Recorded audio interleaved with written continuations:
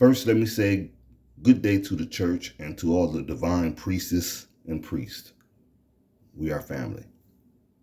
Today, I'm going to talk about something a little bit more serious. You know what I'm saying? This is something that all of us have to go through. And we're going to talk about the loss or the physical loss of our loved ones. And I'm going to tell you how I deal with things. And I'm going to tell you how I see things and some of the things I've experienced. Being that most of the people in my family, in my immediate family, they're gone. But anyway, you know how this goes, man. This is your man, L. Judge. And, this is some of that real talk real fast. And if you can, please hit like, leave a comment, and repost. And I think I'm going to add my Cash App down here too, because we do accept donations. But anyway, let's jump into this. How to deal with the loved one who passed. It's that's always a very difficult moment. Even for highly spiritual people, it's a difficult moment because you become accustomed, or should I say, you become fond of people that you have been around for a very long time. Or should I say love? You develop a love for these people. And you just have to face the fact that anyone that exists in this physical, at our state of thinking right now, they're going to come to a demise. And when that happens, you're going to go through a lot of emotional struggle because your mind starts to replay all those great moments that you had.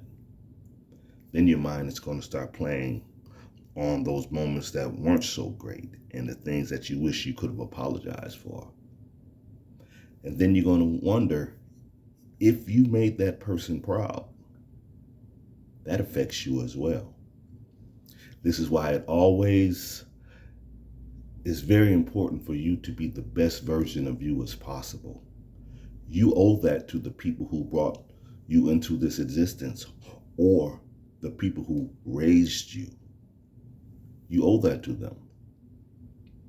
The greatest gift that you can give your parents is to let your parent know that when the time comes, you did such a great job raising me that I am going to be able to take care of myself.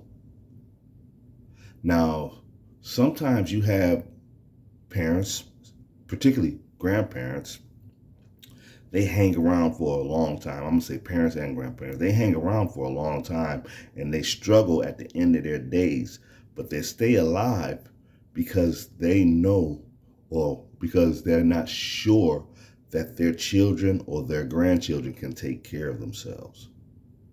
So they will sacrifice themselves and live through the pain just so they can hopefully get through to their children or to their grandchildren to learn how to take care of themselves.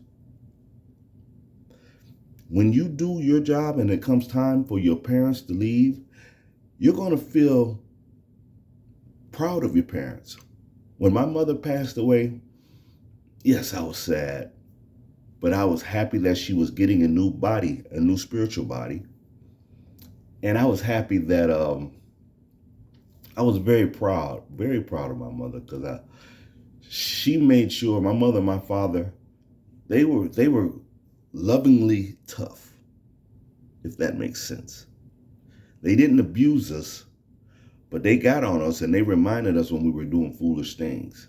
But if someone was trying to abuse us and someone was treating us in the wrong way, they came to our side. But if we were messing up in school and we had to get a paddling or something like that, my parents did not rush to the school and be like, well, don't be hitting my bed. No. My parents believe if you did something wrong and you got caught doing it, you have to pay the price. And I'm going to tell you something else my parents taught me. They said, if you got yourself in trouble, you deal with that. Don't bring anyone else's name up into your business. That's how society has changed. And one day I'm going to do a video about how I witnessed society change. But when it really comes down to it, when you look at your loved ones and they're in that box, You're just looking at their vehicle. That's all. Because your loved ones, they don't go anywhere. That voice that came out of that vessel that you see in that box, that voice still remains. Let me tell you something. If I am doing something wrong, and I know that it's wrong, my father still comes at me in my dreams and he fusses at me. My mother will come to me in my dreams, sit down at the table, and she would just stare at me until I break. Your loved ones don't go anywhere. They separated from that vessel. But that time that you spent with them and the energy that dwells within them, because the love that came from them is the energy that came from the spirit within them. The times when they were cussing at you and fussing at you, that was coming from the spirit within that vessel. And that energy does not leave, believe me.